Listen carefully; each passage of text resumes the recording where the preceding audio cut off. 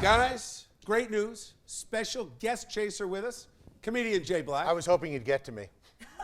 It's Thank good to have you here. Finally. Former teacher, Yeah. Jersey guy. Yeah, It's good to have you. And a person who's going to be on the stage with you, Bill, February 23rd and March 2nd. Can't Just wait. when you thought your career was going great. And do you like these pictures? No. No? No. Okay. So do you prefer that your mom just puts them away? Throws them out, rips them, and burn it with a lighter. Joey Maldonado was kicked out of the Cub Scouts for being born a girl. I brought you this story first on Chasing News.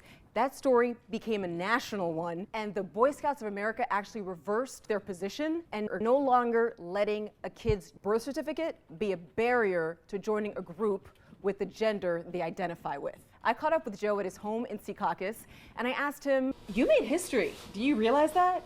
Yeah. Yeah? Yeah. He's loved seeing the story of his fight on TV, but he's also read the hate online. I watched it and then I was like, this is awesome. And then the second I go to the comments, I was like, are you serious? Some are inappropriate, but this is one of them. I'm glad that Joe's kicked out. Well, you're not kicked out anymore.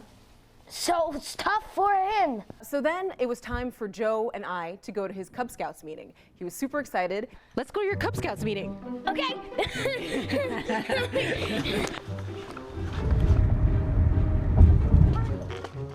Once we got there, Joe was running again towards the door.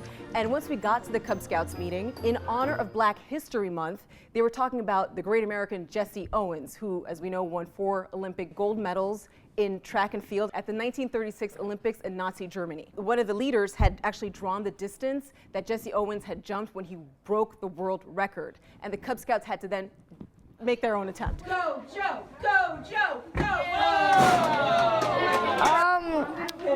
I should have just run a little bit faster than that.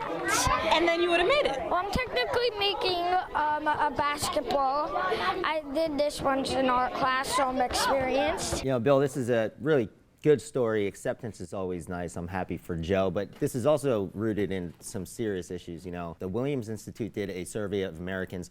4% have attempted suicide. When you go to a gay or lesbian individual, it's 10 to 20%. But when you go up to the transgender individual, it's upwards of 40% of suicide attempts for those individuals. So a little bit of acceptance early on in Joe's life could really lead to a little healthy mental state later. I wonder how much of that stat, though, is wrapped up in kids that are struggling with gender dysphoria and they want to be the gender that they were born with. And I think this kind of thing actually hurts because ultimately it's an encouragement of kids to embrace whatever that change is. And many kids at this age, honestly, they're not old enough to decide what movie they're going to watch, let alone what gender they're going to be. He's only 9 years old. Let him live his life, let him be the gender that he wants to be. He will have time in his adult life to figure out who he wants to be and what he wants to do.